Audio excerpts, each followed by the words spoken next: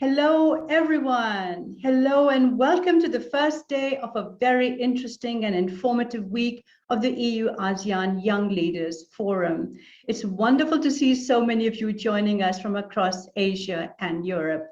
A special welcome to the 90 youth delegates who are part of this Young Leaders Forum. I'm Shada Islam. I'm an independent EU commentator and analyst based in Brussels, and it's my honor and my privilege to facilitate this discussion today. In fact, many of you may remember me from our opening of the Young Leaders Forum in April this year. So before we begin this session, I'd like to watch a video which recaps all our achievements over the last few months. Let's watch a video.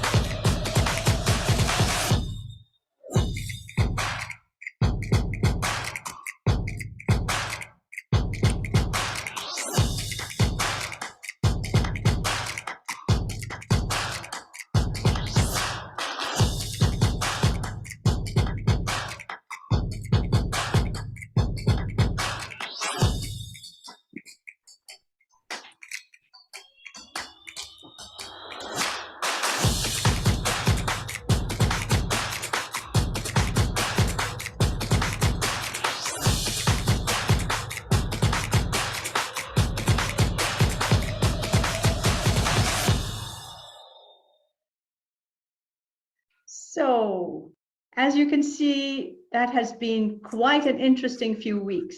So we had a great start by welcoming His Excellency Igor Driesmans, the EU Ambassador to ASEAN, and also the EU's Special Envoy for Myanmar. And we also had the privilege and the pleasure of having His Excellency Dato Lim Jock Hoi, Secretary General of ASEAN. Then we had a keynote speech from Mrs. Federica Mogherini, Rector of the College of Europe and former EU High Representative for Foreign and Security Policy. Since then, the forum participants have been involved in many discussions and debates, seminars and workshops looking at the different facets of EU-ASEAN relations. This partnership, as you know, is now celebrating its 45th anniversary. So, as you can imagine, there is a lot to discuss. Throughout these exchanges, the focus has been on you, the young leaders, young people in ASEAN and the EU. And we've been asking, how do you feel about this partnership? What are your hopes and what are your recommendations for the future? Now, let me just tell you that the Young Leaders Forum brings together several partners: the European Union, the Association of Southeast Asian Nations, the College of Europe, the Asian Vision Institute, ASEAN Foundation, Konrad Adenauer Stiftung, and New Horizons Project, and above all, you, the young leaders. So over the last few months, there have also been 3 challenges on living a sustainable lifestyle: dressing sustainably and reducing food waste, as well as a week of using no plastics.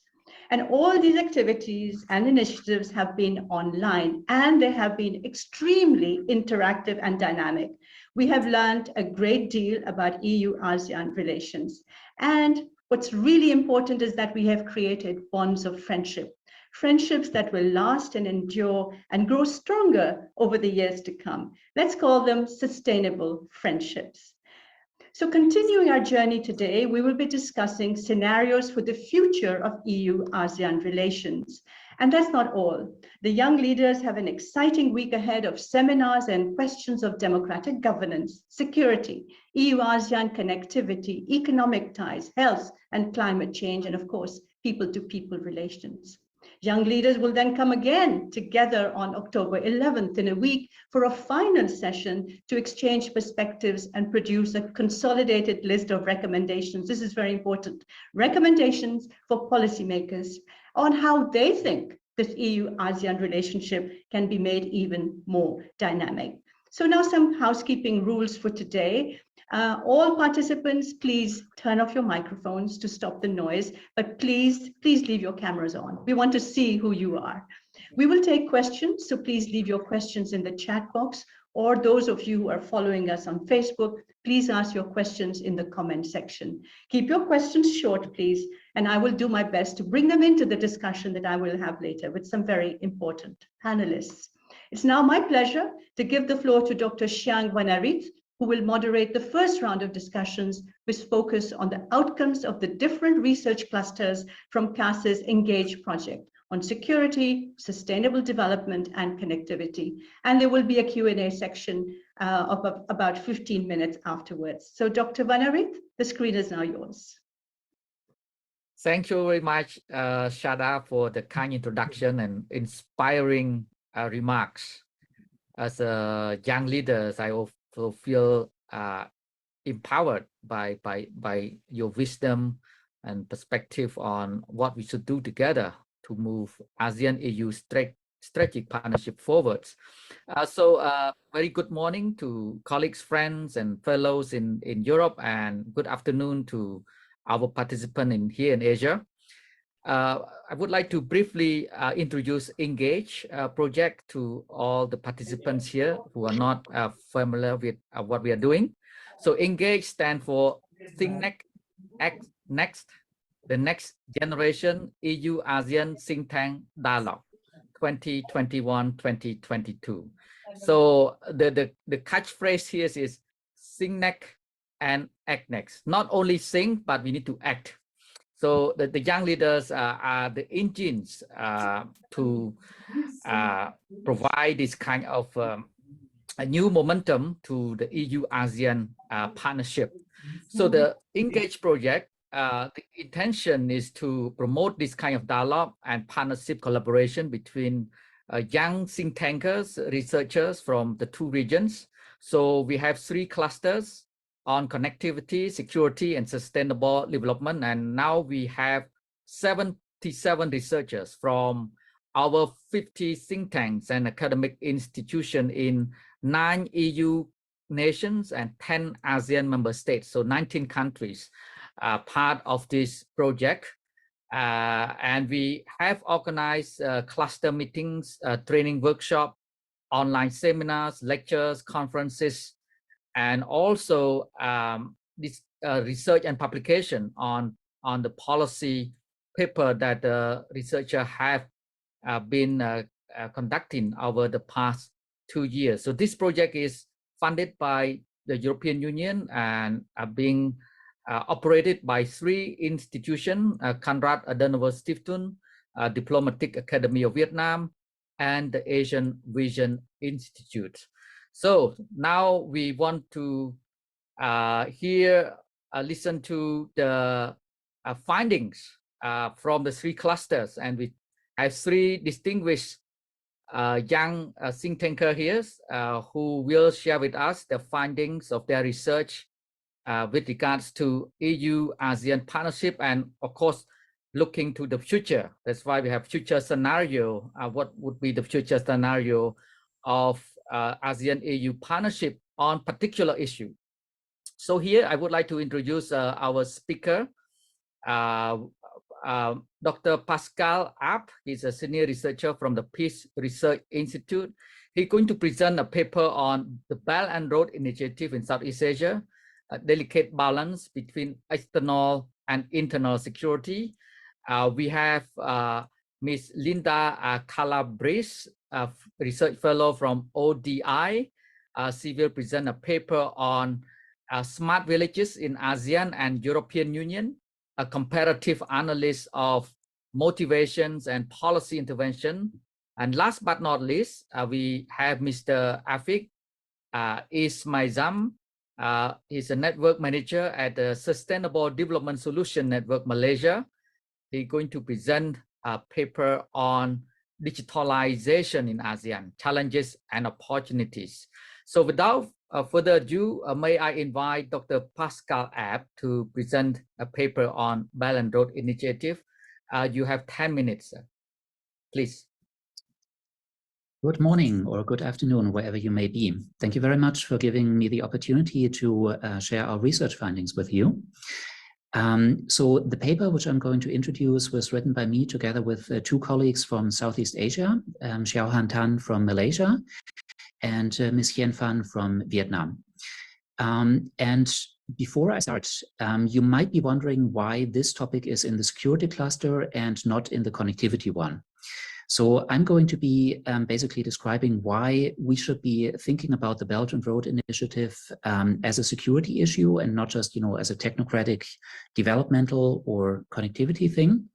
And this is why we picked it for our topic in this cluster. Next slide, please. Yeah. So we started off with an empirical puzzle. Southeast Asia is a focus area for the BRI, and the BRI has made enormous progress there.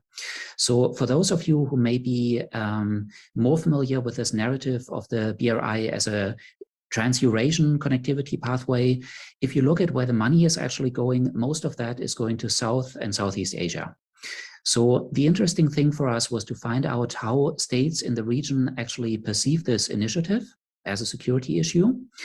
And to answer the empirical puzzle why the BRI is so popular in the region, despite the fact that from a point of view of national security, many of the involved countries actually do have concerns of overdependence on China, on Chinese financing, but also other Chinese influence that may be familiar to many of us.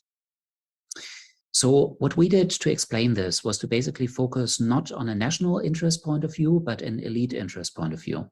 So we looked at how governing elites in different Southeast Asian countries are balancing external security concerns with internal security concerns. So this is basically the latter are concerns about the survival of their own regime, their political, economic, maybe also social status.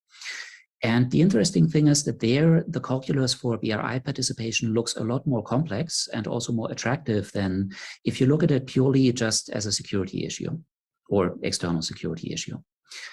The way we did this empirically was to compare three countries that we have expertise in, Vietnam, Malaysia, and Myanmar. Next slide, please. So because this time slot is quite limited, I'm not going to be able to go into the details of our empirical investigation of each of those countries, although that's basically 80% of the paper's material. But I'm going to share some of our conclusions and also the practical implications with you. The first thing which we found was a constant across all three countries is a shared concern over dependence on China.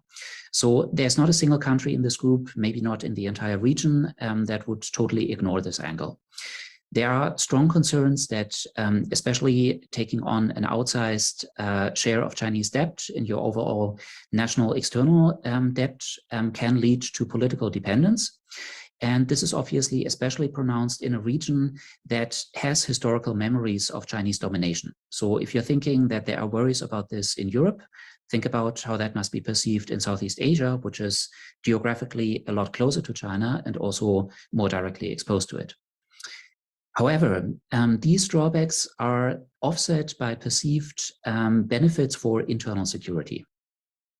Specifically, the BRI offers access to foreign capital that is otherwise hard to come by.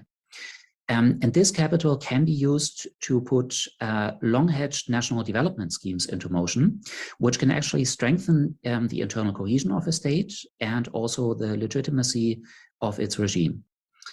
It can be used in nation building. If you think about that, Southeast Asia has often very difficult geography. So countries are sometimes separated by large bodies of water or by mountain ranges.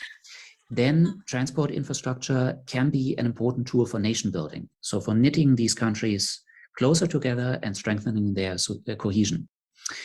And of course, there's also the angle that is, again, perhaps especially pronounced in Chinese infrastructure projects, that they are very susceptible to so-called elite capture, which is basically where national governing elites in BRI member countries are able to pursue their own interests in the shape of BRI projects. Sometimes in the form of outright corruption, sometimes in the form of patronage schemes, sometimes again in the form of developmental legitimacy. So the crucial point here is that these elites are capable of pursuing their own interests with the BRI. And it's not just a case of basically China dictating project outcomes on member countries. That, I believe, is an outdated view that unfortunately too many people in Europe still adhere to. A second finding which we had is that regime type does not actually matter in these dynamics very much.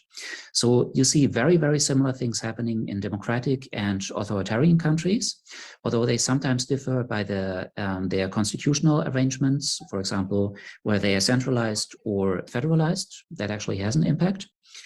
But again, one shared finding is that we can see a successful co-optation of governing elites in all three countries. This also leads us to another finding, is that the BRI is often much more popular with elites in those countries than with the broader population. And this actually has led to political tensions in some of them, where large swathes of the populace are not convinced that elites are acting in the country's best interests when pursuing basically local BRI membership. Another interesting factor is that the BRI has rapidly adjusted to regime turnovers in all of these countries. So you had, for example, several government changes in Malaysia, and you had a wholesale regime change, so switching from a fledgling democracy back to a military dictatorship in the case of Myanmar. And in none of these cases has this significantly hindered the BRI. Basically, things proceeded as they did before, just with a new set of national elites. Next slide, please. And I'm going to leave you with a couple of ideas on the practical implications that you might be discussing in the days going forward. First of all, a major reason for why the BRI is so popular in Southeast Asia is a lack of alternatives, and especially Western alternatives. So countries in this region, for different reasons, have difficulty accessing so-called traditional sources of development funding, basically the members of the G7, the World Bank, and so on. The other big player, other than China, actually, I would say an even bigger player than China, is Japan. So Japan is basically the main competitor to the BRI in the region. And very sorry about this. If European states, as they are trying to do right now under the Global Gateway project, for example, are trying to come up with alternatives to the BRI, one logical way of pursuing that would be in partnership with Japan. There is also already an EU-Japan infrastructure partnership in place, has already been since 2019, but based on what we've been hearing from our Japanese partners, this has not yet actually been filled with any meaningful cooperation. So this, I think, would be an obvious place to start. There is also a possible space for the EU's own internal initiatives, again, Global Gateway, or maybe also the connectivity partnerships that are planned under the EU-ASEAN framework would be a place to start. However, there we need to take into account that China has another very, very big competitive advantage, and that is the lack of political preconditions that are associated with its development loans. This is something which the EU does very differently, and where I believe cooperation between the EU and ASEAN states is also still being hampered by this pre-existing framework.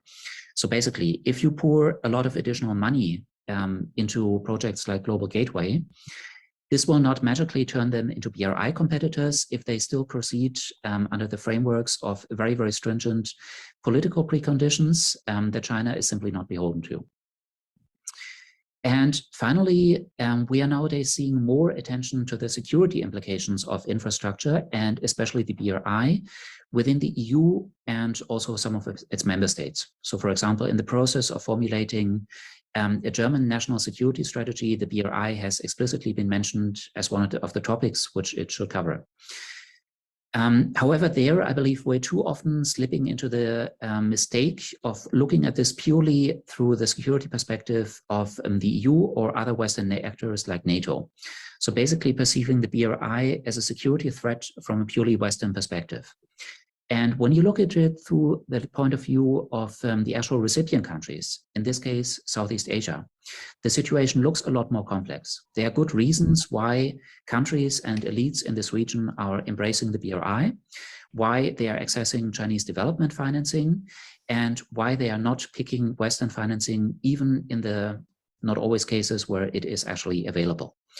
And this is, I believe, a good opportunity for also frameworks like EU-ASEAN to discuss this among each other, to learn for us as Europeans, especially from our Southeast Asian colleagues, who can tell us a lot actually about why the BRI is proceeding in Southeast Asia and how a possible EU alternative to it should look like. Thank you very much for your attention, and I'm looking forward to your questions later on.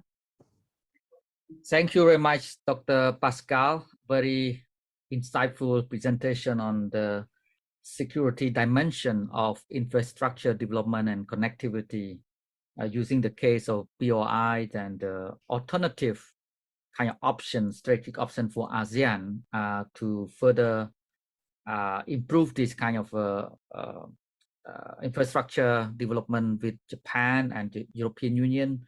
And you mentioned about the Global Gateway, which is a quite new initiative by the EU. So I think a lot of potential for the EU and ASEAN cooperation, infrastructure development and connectivity. Now they can strengthen security kind of cooperation related to infrastructure development. Here we will further discuss on how that can happen when it comes to infrastructure development cooperation between EU and ASEAN, and how to add more kind of impetus to this kind of cooperation. Next, I would like to invite Miss Linda Calabrese to present a paper on smart villages in ASEAN and EU from a sustainable development cluster. Please, the floor is yours.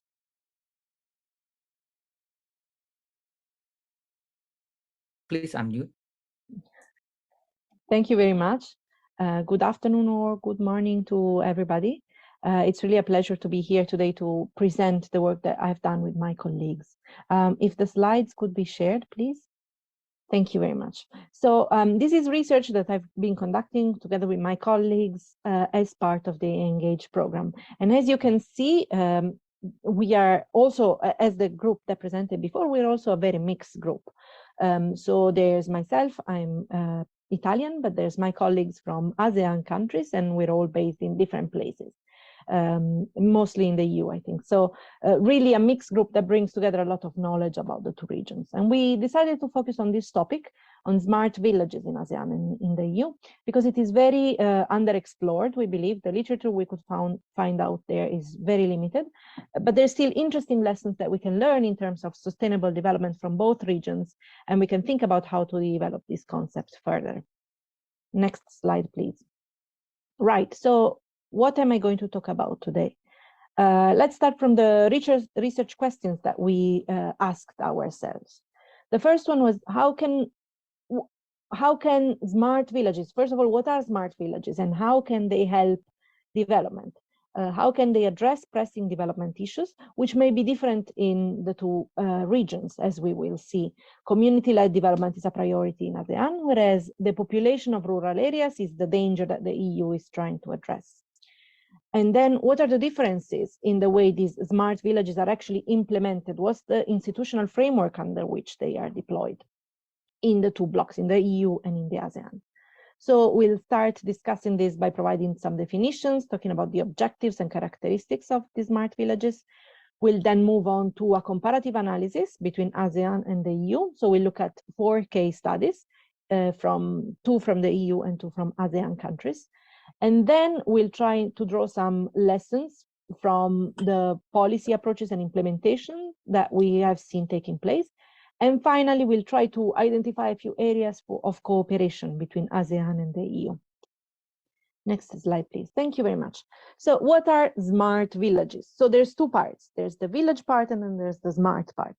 So village is basically refers to the rural areas, refers to the countryside, so not the urban areas. Urbanization is growing stronger and stronger, so rural areas are getting less and less prominent in countries' economies and development strategies, but they still matter very much for poverty reduction, for sustainable development, and for a number of other issues. And then there's the smart part, which refers to using new technologies, using innovative solutions to solve the problems that these rural areas are facing. So while there's no single definition, there's usually this combination of, the rural areas and then finding solutions, finding innovative solutions for them. And we can see that ASEAN and the EU have really different approaches. So in the ASEAN, the concept really refers to the objective, actually, of smart villages, really refer to sustainable development, to poverty reduction, to making rural communities progressive, prosperous, and self-reliant, and to eradicate poverty. Whereas in the EU, the concept is quite different, and it really refers to avoiding the depopulation of rural areas. There's this problem in the EU that cities are ever more attractive, and that the population moves to the cities, and especially the youth want to move away from the countryside.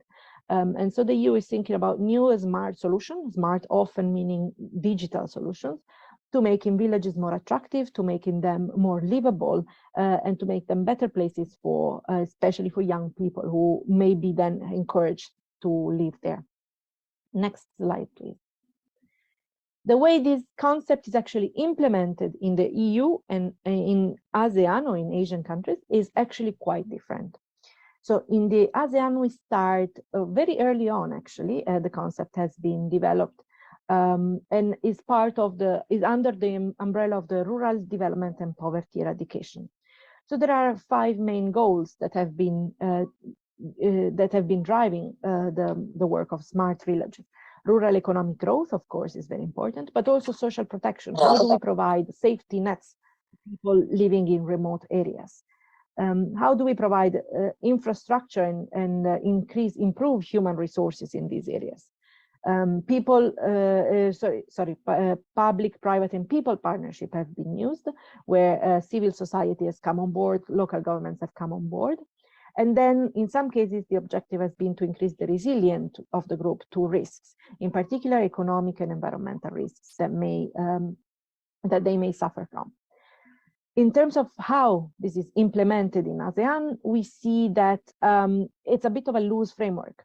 So there are non-binding cost-sharing arrangements among member countries, but there's also funding received from outside, from dialogue partners, from other international organizations, and so on and so forth. So one example is this ASEAN +3 program of village exchanges, where people from different villages have an exchange program where they learn from each other, and this is funded by the ASEAN Secretariat, but also by a number of development partners.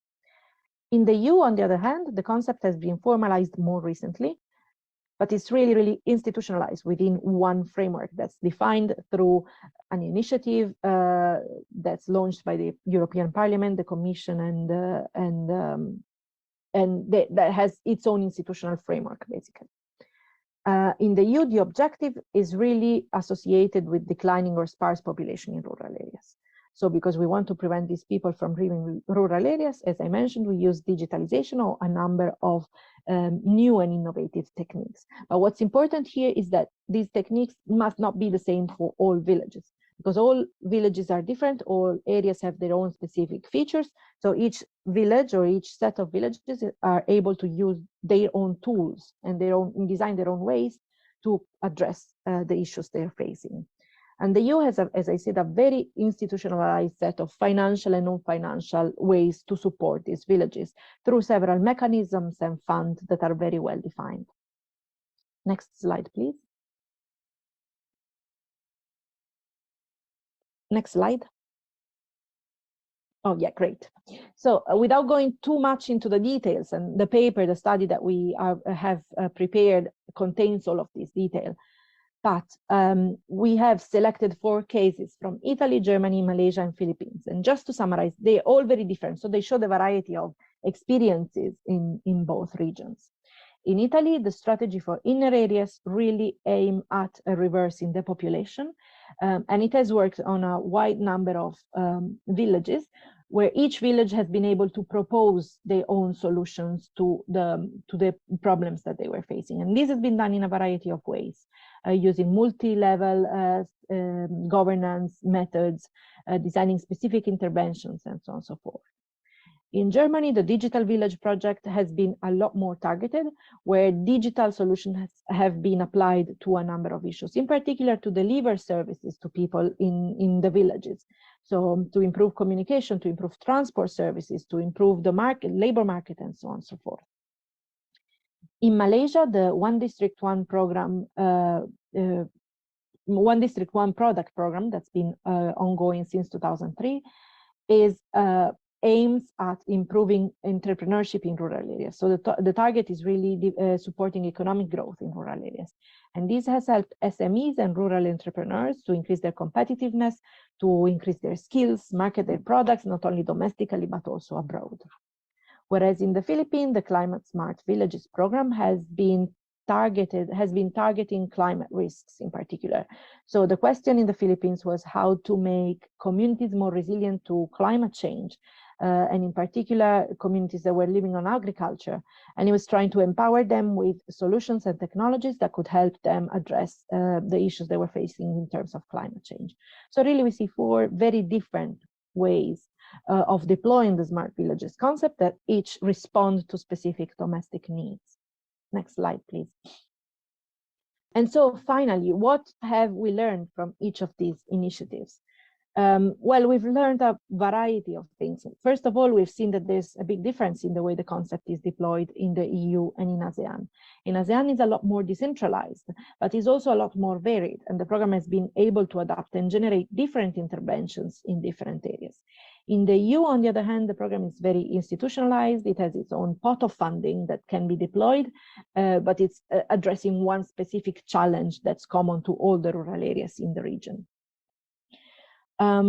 We believe that the regions can learn from each other, and that they can, sort of each draw lessons from the way the others are doing. In particular, the flexibility of the ASEAN program or of the ASEAN initiatives on one hand, and then the sort of the success of providing funding to the EU initiatives on the other hand.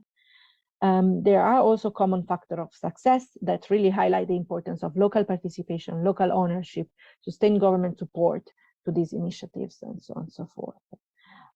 So we see that there is not only lessons that can be drawn, but also potential cooperations for the region in the coming years, especially in the ways of exchanging these lessons and facilitating movement among these villages to be able to share knowledge and insights on how the program has been deployed.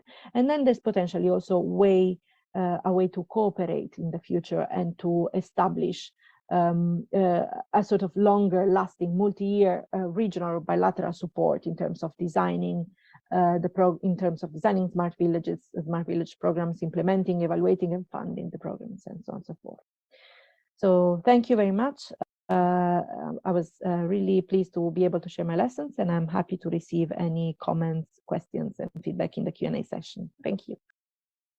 Thank you very much, Linda. Very informative. I think we have rich information with regards to smart village development.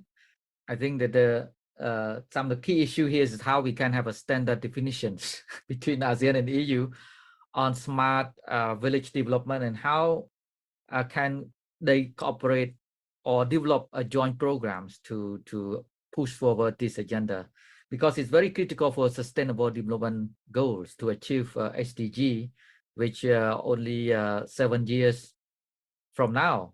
So that is perhaps the key area moving forward in ASEAN EU partnership on smart village developments. Next, I would like to invite Mr. Afik. He's going to present paper on digitalization in ASEAN. Please, the floor is yours, Afik.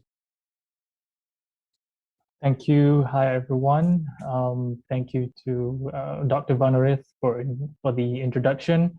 Glad to see you again, actually. Last time I met you was at Berlin at the e-Engage conference.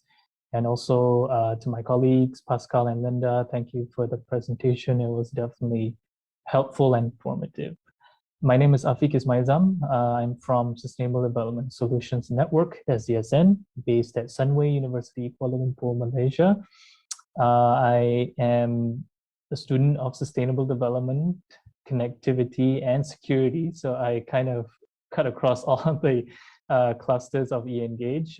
Security because I currently study part-time masters at King's College London on international affairs. And my day-to-day job scope is on sustainable development. But me and the colleagues of mine, all four of them, we've decided to focus on connectivity for our paper. And I would like to give a shout out to my colleagues, Noi, Visa, Etienne, and Pinkan, who have worked tirelessly to produce this policy brief. And we are looking at a particular, a common theme in ASEAN, which is digitalization. And the purpose of this policy brief is really to map out some of the opportunities and challenges when it comes to digitalization in ASEAN. As we all know, digitalization and its progress has not been very uniformed. We see that some countries are ahead of others, and therefore we want to see where EU can help play a more prominent role in assisting ASEAN develop their digital infrastructure as a whole. So I would like to present to you some of our findings, and looking forward to some comments and feedback at the end. Next slide, please. So starting off, the background information is that we know digitalization is one of the most important frontiers of development in ASEAN, and from both an economic and societal perspective, ASEAN is the world's fastest expanding internet market. So you would expect that ASEAN's digital economy to develop considerably, contributing to estimated USD 1 trillion to the regional GDP over the next 10 years. And despite this, we know that the digital infrastructure gap is rapidly closing. However, some ASEAN countries like Laos and Myanmar are still lagging behind. And if you dive deep into each ASEAN country, you see that some of these countries have their own national digitalization strategy. So you see on the slide there, you see Singapore. They have released their Smart Nation 2025 blueprint. Indonesia is currently implementing their Digital Indonesia Roadmap 2021 to 2024, while working on harmonizing digitalization strategy across ministries. Malaysia, where I'm from, we have the Malaysian Digital Economy Blueprint, My Digital, to attract billions in digital investment by 2025. And then we have Thailand, who have drawn up a national roadmap for the country's digital economy and society development fund to improve Thailand's economic and social development capacity. And they call it Digital Thailand. And it cannot be more obvious that the whole country, such as Thailand, is trying to gear up their digitalization capacity. So this is a snapshot of some of the countries that we are looking at. Next slide, please. So on to the next slide, going at the regional level now, we know that ASEAN as a organization has been looking at this as well from a regional perspective. There is a framework called the developing digital readiness among ASEAN citizens. So there's 3 interrelated elements: digital access, digital literacy, and digital participation. This framework, however, is merely aspirational, and there are no binding commitments, unfortunately. And secondly, we have the ASEAN Digital Master Plan 2025.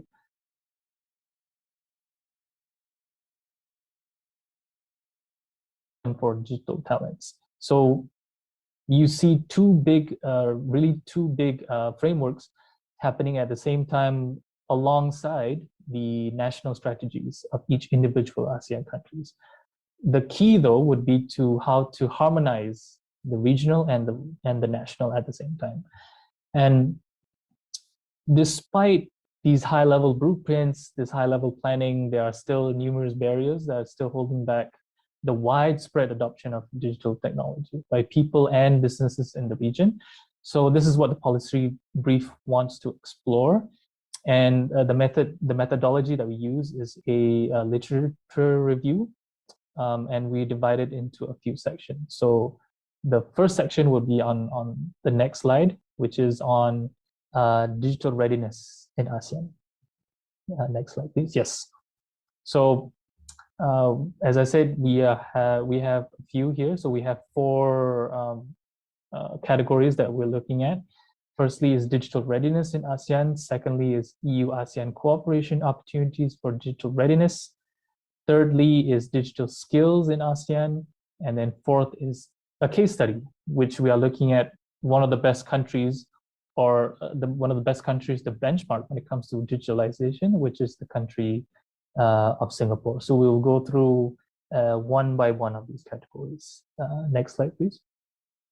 So in digital readiness, very briefly, when we look at the definition of digital readiness, it cuts across different layers.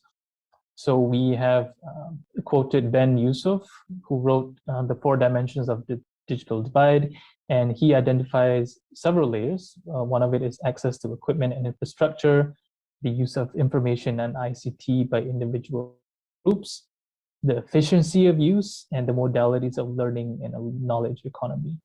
But in essence, digital readiness covers basic digital access, digital literacy, and also the skills, confidence, and motivation to use the technology. So we know that the 10 ASEAN states vary greatly in their digital development, which is correlated to the overall level of economic development. So we can safely say that Singapore is taking the lead in data-driven digital business models, while other ASEAN countries are struggling behind. The large-scale use of 5G has only started in some Southeast Asian countries. 4G mobile coverage is slightly above 50%, and fiber broadband only reaches about 1/3 of households in ASEAN. And then cloud penetration among regional enterprises is less than 20%. So there's still, this indicates a huge space for data monetization and also industry digitalization. Next slide, please. So Pascal talked a lot about the global gateway, and this is where we feel that the strategic partnership that the EU has with ASEAN can be the game changer when it comes to improving digitalization in ASEAN.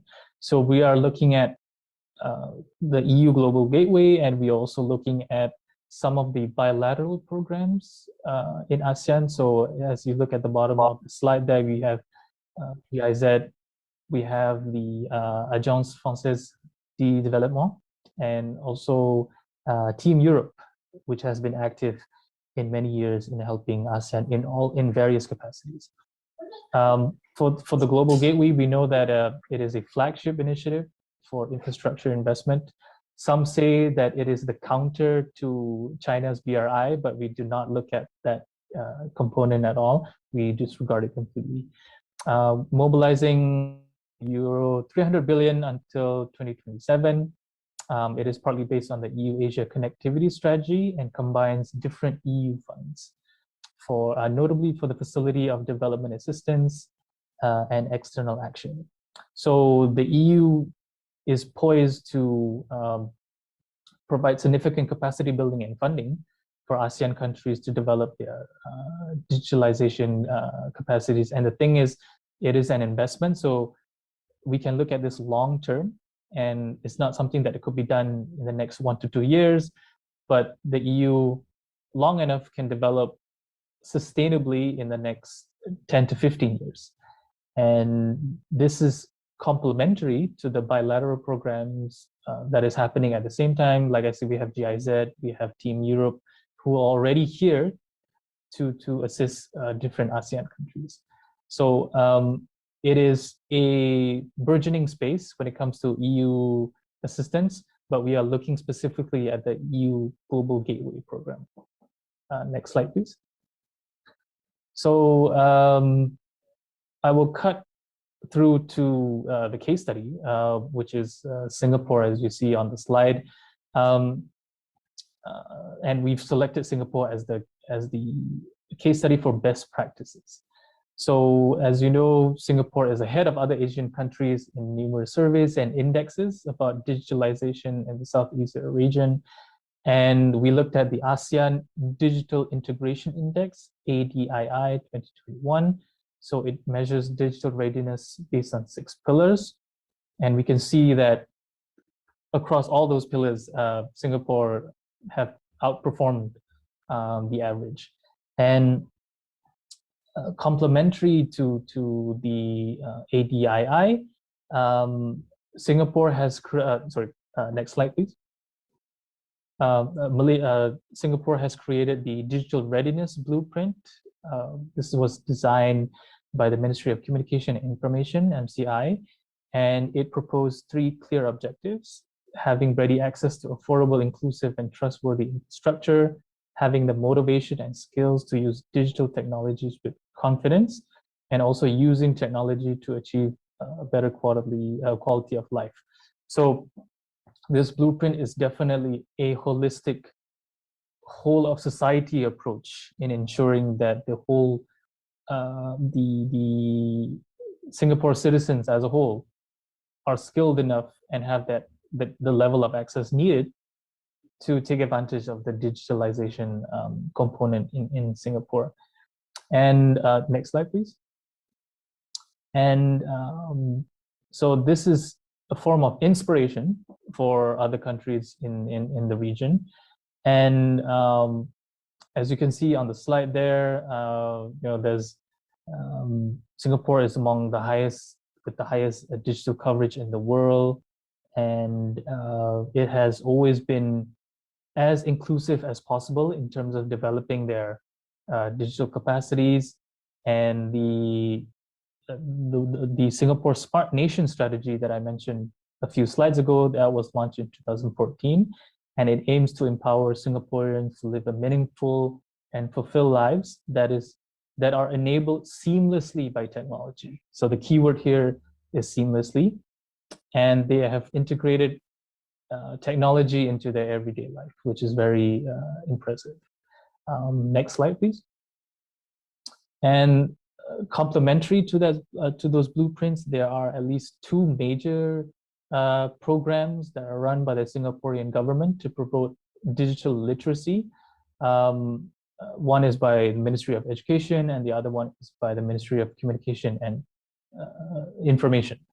So as you see on the slide there, one is the National Digital Literacy Program administered by the Ministry of Education.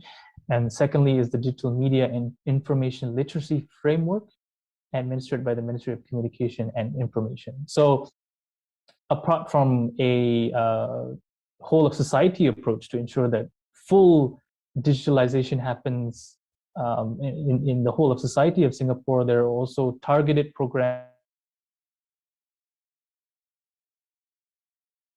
country should have a particular focus on. And we also have on our paper, we also cover businesses as well, but won't have time to cover that in this slide. But in Singapore, many corporations as well have their own initiatives to ensure that their employees are digital ready. So Singaporean multinational bank, DBS, announced that it plans to reskill 1,500 employees to help them to be future ready. We have yet to really dive deep into the policy recommendations, but I'll just summarize 3 of them. Firstly is to harmonize and streamline regional framework with the national strategies. Secondly is to increase supply of public goods to improve connectivity structure. This is where the Global Gateway can assist us. And where the Gateway program can also assist us is with capacity building in terms of developing the right talent and the right skills. And to cover both the regional aspect and also the national aspect. So that is, in essence, my group's presentation before I welcome any feedback or comments on digitalization in ASEAN. Thank you. Back to you. Thank you very much, Afik, for a very informative presentation on digitalization across Southeast Asia and what EU can do, especially under the framework of Global Gateway. Of course, we are facing the problem of digital gap here, the speed of digitalization across the region, and how to narrow down that digital gap. So we have 10 minutes, about 10 minutes, 8 minutes to be exact.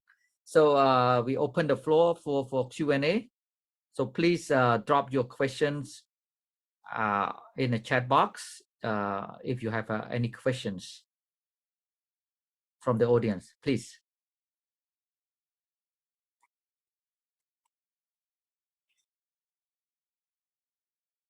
So perhaps I take opportunity as a moderator to post a kind of common question for the three panelists. Of course, from security cluster, sustainable, and connectivity. It's all connected, actually, cluster and issues. Because I think all presentation touch on global gateway, right? From security to digitalization and to some extent the smart village. So how to make it more operational or actionable global gateway? Some of you mentioned about the funding issues and lack of coordinations and so on.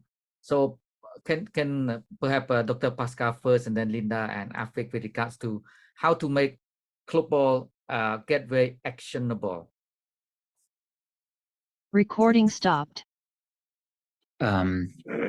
Well, first of all, I'm not sure how much of these numbers that are being bandied about with regards to Global Gateway are actually new funding versus repackaging of funding that already exists in European development. Again, I think the most important thing, just from this narrow point of view of competing with the BRI, is that you take stock of the competitive advantages of the BRI. And two, which I could highlight, especially with regards to Southeast Asia. First of all, a willingness to incur risks, especially political risks. And the second one is the lack of political conditionality that comes with those loans. And those are at least two things that set the BRI apart from traditional Western development funding. Interestingly, they do not set the BRI apart from Japanese development funding. So Japan follows actually a very, very similar development model to that pursued by China, and one which also has a very, very long track record, especially on Southeast Asia. So if this is the region where Europe wants to really compete, then I think partnering with Japan is just, from my point of view, a logical point to start. Thank you. Thank you. Linda? Sure. So the Global Gateway, I think, is a very interesting initiative because it offers, I mean, as Pascal mentioned, it offers an alternative, right? So it really allows countries to choose, and that is always good. Competition always forces us to become better. I'm an economist, so, you know, I start from that viewpoint. But in terms of sustainable development, I think the Global Gateway seems to be a bit lacking. Right, and this is the same as other initiatives, other similar initiatives. They're infrastructure initiatives, they can support connectivity, but it's not clear how it is going to serve poverty alleviation. It supports deploying private sector funds, it supports catalyzing investments and so on and so forth. That is all great, but how is that really going to address sustainable development? I think is not really clear at the moment. How is the Global Gateway going to mobilize funds for poverty reduction in particular? This is lacking in all current initiatives, and it could be really a strong point. It could really be a strength of the program if it had a very strong poverty reduction angle. It would become immediately useful. It would work towards the SDGs, and it would be something that's really, really sort of, it can be operationalized towards, you know, if you add these clear objectives, it can be operationalized more easily because you know where you're sending the funds towards and you know what you want your funds to work on. So I would think adding that dimension would really help with implementation of the fund. Thank you. Afik, yes. Sure. From my perspective, in terms from a political science and also sustainable development background, I'd say I come back to the Singapore example of using a whole of society approach. So every segment of society should partake in the conversations when it comes to what the EU has to offer. And in this case is in reducing the digital divide, because we can look at our own countries, and I'll look at Malaysia. You know, the peninsular side of Malaysia is more developed than the two states on the Borneo Island. So there is an infrastructure gap which leads to the digital divide. So it should each each segments of society should be considered like a key stakeholder when it comes to national planning. And I know it's already such is the case already when it comes to developing national plans, but I think there needs to be more active participation, more active engagement with the people on the ground. I think a lot of these discussions tend to be very high level, G to G, or region to region, or region to government. But it should the benefits of what the EU can provide should also trickle down into the average layman in ASEAN, or the average layman in Malaysia or Singapore. As I said before in my presentation, each country already has their own national strategy. It's basically finding the target funds, or the target initiatives for the EU funds to be channeled to. I think that's a challenge, and no country is the same, even though we more or less have the same issue of digital divide, but each country has their own unique circumstances. So that's my point of view, Dr. Bharat. Thank you. A last question, because we have only 2-3 minutes left. So one key message, quick from the three panelists, because we will have a full summit, ASEAN AU summit in Brussels late this year in December. It's a 45th anniversary of our partnership, and we will have big commemorative summit there in the EU. What is your key message for the ASEAN and EU leaders in this December? So start with Afix, and Linda, and then Pascal, and then we close our sessions. Okay, thank you. Key message, right? You said. I think me as a Malaysian and a citizen of ASEAN, I feel like, and this is coming from a political science standpoint, I feel like ASEAN tends to be the battleground between great power competition. And you can have a separate paper on just power competition in ASEAN, but I feel like ASEAN should not be picky in terms of, in terms of receiving funds or assistance. We should welcome all, because we all know that our region and specific countries in our region are really lacking behind, not just in terms of digitalization, but also in terms of achieving the 17 Sustainable Development Goals. So my message would be to be more interconnected with the global community, and not pick sides, whether pro-US or pro-China or pro-EU. I know each of these regions/countries have their own mark to make in this region, and sometimes we have to take a step back to realize that this is also a strategic diplomacy move when it comes to operating in ASEAN. But we should also welcome all forms of funding, whether it's the Global Gateway or the BRI. We should not be selective, but we should be inclusive in that sense, for the benefit of our region. Okay, so the key word here is being inclusive and open to all. Yes. Linda? I mean, I would second actually what Rafik has said. I think those were very wise words, which I think should be really taken seriously by the leaders. But my message would actually be for the European side is to actually strengthen the business partnership with ASEAN. I think that would be also very important, right? So how can we promote, for example, ASEAN exports to the EU? How can we promote cross-border investments among the two regions? This is a way to, sort of promote growth, but also potentially an inclusive growth. If not, we not only aim at increasing exports, but also at diversifying them. And therefore, I would think like strengthening business relations between the two regions is also going to achieve political goals, because once you have very strong business relations, the sort of the political ties needs to be stable, and the political relations also need to be strong. So I would really think that's a point that I would like to see emphasized in the summit. Okay, thank you. Pascal, because you have some question addressing to you, so please elaborate a bit more on the role of Japan with regards to alternative to China BRI, whether Japan has geopolitical leverage or geoeconomic leverage. And then also perhaps you can address a bit on the how do you think the increase of funding of foreign students in Chinese universities with regard to, I mean, does it have any security implication on that? So because there's question to you from the audience here, so please quickly address those before we close our session. I can't actually see any questions in the chat. It's sent to me from our secretary. Okay, can you repost them in the chat so I can see them? Japan is a competitor of China and Asia, alternative to BRI. So, but does Japan? The question: does Japan has geopolitical advantage? Second is with regards to Chinese, funding for foreign students to study in Chinese university. What is the security implication?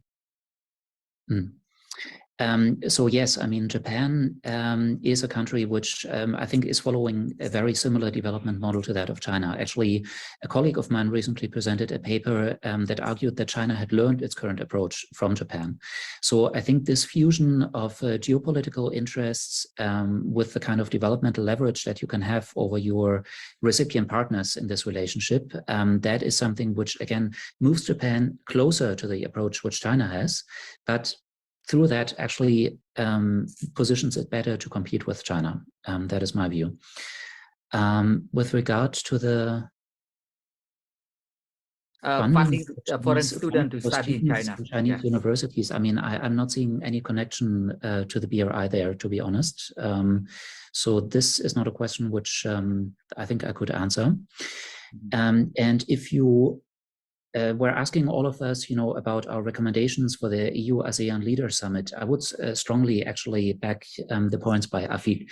I think the EU and ASEAN are natural partners, at least when you look at the level of shared interests. The shared interest definitely in avoiding great power competition, in finding a way to simultaneously cooperate with China on business issues and with the US on security issues. And I think if you focus on this level and ignore the questions of, do we have a shared ideology? Do we maybe have shared values in all of these very thorny issues of international politics? You will more easily arrive at actionable solutions. Thank you. Thank you very much. I think once again, please join me to appreciate our distinguished panelists, young leaders from EU and ASEAN, for sharing with us their insights today. We come to the conclusion of our session, and there are several few more questions that we could not address them all. So thank you for those who post questions. And once again, I give the floor back to our colleague Shada here. Thank you very much. Thank you very much indeed, Dr. Vanarit. That was a fascinating 45 minutes of very, very insightful presentations by Pascal, Afik, and Linda. So we're really grateful for that. I've learned a lot, and I'm going to ask you all to actually, let's all give them a real hand. So let's do it.